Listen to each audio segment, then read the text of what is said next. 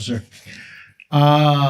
Sa ating pong testigo, kahapon po nabanggit ho ninyo na meron na po kayong persons of interest na umanay kinausap na po ng VP Vice President Sara Duterte para patayin umano ang Pangulo, First Lady at former Speaker of the House. Ang tanong ko po, paano pala ho ninyo ito natalisod, natunto ng impormasyong ito? Gayong sa kanya pong press con, wala naman pong siyang sinabi kung sino mga taong ito. Sinabi niya lang na may kinausap na ho siya. How did you find out?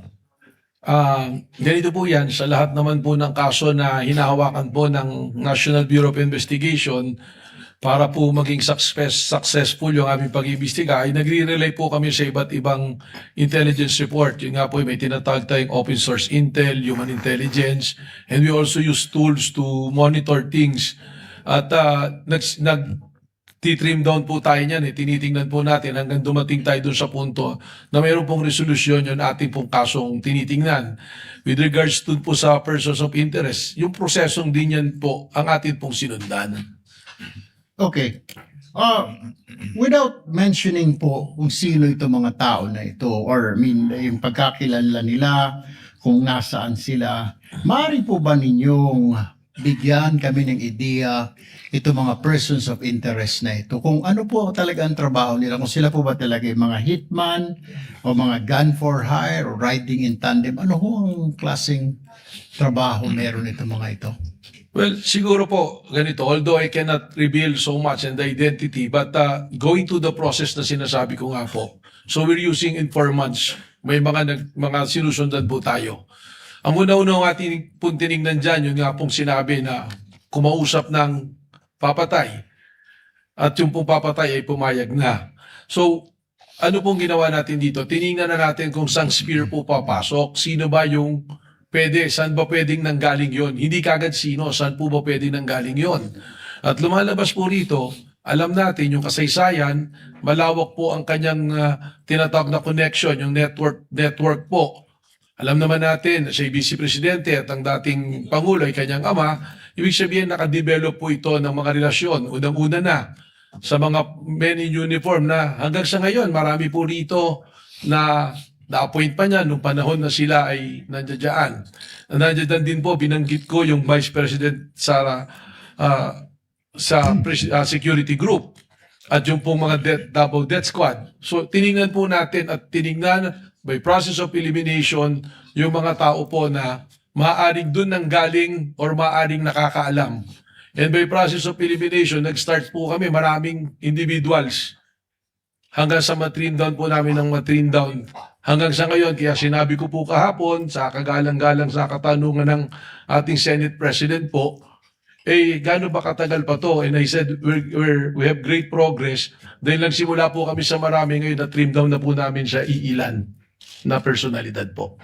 Okay, panghuli ang pangalawa sa huling katanungan ko po, Ginoong Testigo, ay ito pong threat na ito po hanggang ngayon ay continuing threat po ito or pwedeng i-execute anytime ng mga sinasabi ninyong persons of interest? Yun na po yung atin pong pangamba na nakikita. Because hindi po natin nakukuha, sigurado po tayo na may kinausap at pumayag, subalit yung pagkakakilanlan ng taong kinausap ay hindi pa rin po natin nakukuha. So ibig sabihin po, yung threat po na ito sa Pangulo is a continuing and active threat po and serious. So yun po yung gusto nating i-address dito. Panghuli katanungan na lamang, Mr. Witness, na-imporma na po ba ang Pangulo at ang kanyang PSG para alam mo nila ang kanilang gagawin at hindi po sila malingat sa kanilang seguridad? Meron po kaming tuloy-tuloy na pakikipag-ugnayan sa ating sa palasyo po. I will not mention who exactly yung mga kausap po namin doon, but there's always continuing threat assessment po na ginagawa po kami. Thank you, Mr. Witness. Presiding Officer, thank you. Thank you, Senator Judge Erwin Tulfo. Senator Judge Lacson. Thereafter, we will recognize first, with the indulgence of Senator Judge Rafi Tulfo, the lead prosecutor for her manifestation. As I understand, she asked for time for a huddle to determine whether she will still conduct redirect. So, Senator Judge Lacson is recognized. You have 2 minutes, sir. Thank you, Sir Presiding Officer. Follow-up lang ito doon sa mga points raised by Senator Judge Rafi Tulfo kahapon. relating to three similar cases, ano? Ronald Mas, Mayor Baste Duterte, saka VP Sara. No? Hindi ko na bibelabor yung Ronald Mas and Mayor Baste kasi aware naman ako doon sa Rule 113 Section 5, yung sa warrantless arrest, na hindi pwedeng apply. Nagkamali nga yung NBI kay Ronald Mas, kaya na-dismiss yung case, di po ba? But I'm more interested in the cases of Mayor Baste at saka kay VP Sara. Kasi almost similar yung kanila mga sinabi, pero I'm just wondering why you did not investigate Mayor Baste, pero si Mayor Sara, hindi lang kayo nag-investigate, nag-repair pa kayo ng complaint sa DOJ, hindi po ba? Yun po yung amin pong ginawang investigasyon ay doon na po sa threat na sinasabi namin na pangalawakan. Yung dito po kay Mayor Baste, kaya hindi po natin na inimbestigahan, isinasama po namin dito sa task force na ito to come out with the report eventually. But we have coordination also po with the So- other agencies. Yes, so walang ongoing law enforcement investigation against Mayor Baste. Kasama po dito sa ano po namin sa special task force po. Yung bang special task force, and this was, this was also raised by the presiding officer nung nasa lounge kami kanina, na-form ba ito in relation to or in reference to the case of Mayor Baste o kay Vice President Sara? Yung pong trigger point na nangyari dito ay yung pong kay Mayor Basti po. But prior to that, we are continually monitoring the threat. Kasama po sa aming pag-uusap yan. In fact, yung pong aming reporting ng records as early as nung nag-assume po ako ng February, mga first week pa lang po ng March, kasama na po sa reporting yung mga threat assessment. But nung napansin po namin na itong rage rally na to can escalate to a bigger threat to the national security, dun po namin ipinasok ito. So mas ang ginamit nyo yung kay Mayor Baste as an open source kesa sa mag-file kayo ng criminal complaint against Mayor Baste. Ganun po yung naging process namin dito. But eventually, we have an agreement within us that if we can establish that the elements for grave threat will be there, we will be contemplating also on filing a grave threat and inciting to sedition as well. Pero halos pareho eh. Kaya iniisip ko, baka meron double standard. Bakit kayo nag-focus kay Vice President pero hindi nyo in-apply kay Mayor Baste? Eh halos pareho yung sinabi nila eh, na maliwanag naman, bukod doon sa January 2026, na ulit pa ng April 12, di ba? Na sinabing Romanov, threat against the first family, nasundan pa ng pupugot, ang kailangan lang namin yung ulo. So pero kay Vice President, halos ganun din eh. Pero bakit inimbestigahan niyo kay Vice President Sara at na-refer nyo na sa DOJ for PI, pero yung kay Mayor Baste parang unlevel, nasa law enforcement investigation pa rin. Sapagkat ang isa po dinedevelop namin dito na theory po is yung sabwatan. And alam po natin, if we go to court using the theory of conspiracy, medyo mas mahirap po na ipasok na kaso. Kaya it taking much time to develop the case po. May request for additional time, Mr. Presiding Officer. Punta lang ko kay Las Cañas. Opo. Okay, yung kay Las Cañas, ginamit nyo yung kanyang affidavit na sinabit sa ICC. Tama po.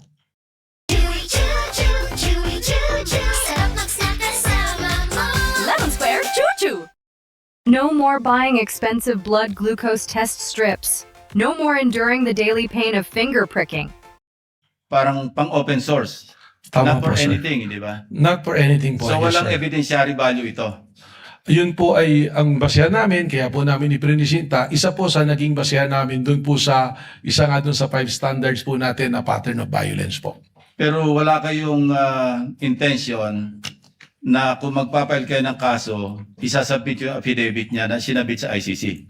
As a matter of preference lang po for the purposes of establishing the pattern of violence. But to directly papanagutin po sa isang criminal or what, sa palagay ko po baka po hindi ito tatanggapin ng korte po. Yeah, kasi kung open source, hindi nga tatanggapin ng korte. Tama po. Kasi kung open source, kung nag-extend pa kayo, in-expand nyo yung open source information gathering, dapat sana nireview nyo rin yung aming committee hearing dito. No? Yung na-mention kanina ng defense, na initially, deny talaga si Arturo Las Cañas tungkol sa DDS, EJK, etc. Eventually, nag-retract siya talagang 180 degrees. No? Sinabi niya, totoo yung EJK, hindi ba dapat part ninyo ng open source information gathering ninyo? Tama po. Actually, nung binasa po namin yung affidavit, may isang paragraph doon na nagtukoy nga dyan na nag-testify tas binawi. Ang sinundan na po namin dito, at naalala ko po, meron kasing new report do sa 24 oras after ng pre-trial po sa ICC, nagkaroon po ng interview kay Las Canas kung saan sinasabi niya yung affidavit na ginawa niya na isinabit sa ICC at nung kinukumpara po namin doon sa sinasabi niya, lumalabas na yun po. Pangatlo na po yun. So, Alam nyo, iba yung affidavit niya, yung kanyang testimony sa Public Order and Legal Drugs Committee, which as I said earlier, I chaired. No? Kaya alam ko yung familiar ako. And then after that, nag-retract siya. Talagang complete turnaround. tama po. So I even consulted a retired justice na kaibigan ko, ano bang mas matimbang dito? Ang sabi niya, talagang jurisprudence, yung original na statement, ang mananaig, kesa doon sa parang binaliktad na statement. Which I also agreed. Ang point ko lang is, bakit parang namili lang kayo ng open source? Tiningnan po Kung namin. tinignan nyo yung sa ICC na sabit, pagkahaba-haba, sa akin nga po sinabi kanina, pangatlo na po yung magkaibang affidavits ni Arturo Las Cañas. May nauna, may pangalawa, pangatlo na po itong pinapakita sa screen kahapon. Tama po. And we are also aware dun sa pagbalibaligtad. But on the news that I was mentioning po, Your Honor, mismong sinabi niya, pipirmahan yung affidavit at sinabi po niya, this is 186 pages. So, nang tinitingnan po namin, yung statement na yan, tumugma. At pangalawa, it's been the subject already of an ICC. It's being used as an evidence. At least there is a legitimate court that looking into it, which it was considered na ibig sabihin, tinanggap po ng isang lehitimo na korte po. Yeah, I'm not trying to put you on this spot. I'm just trying to be fair, ano? Opo. Kasi gusto ko talagang maliwanagan para pagdating ng takdang oras, alam ko yung aking boto. Tama Maraming po. salamat po. Salamat Thank po. you, Senator Judge Lacson. Before the chair recognizes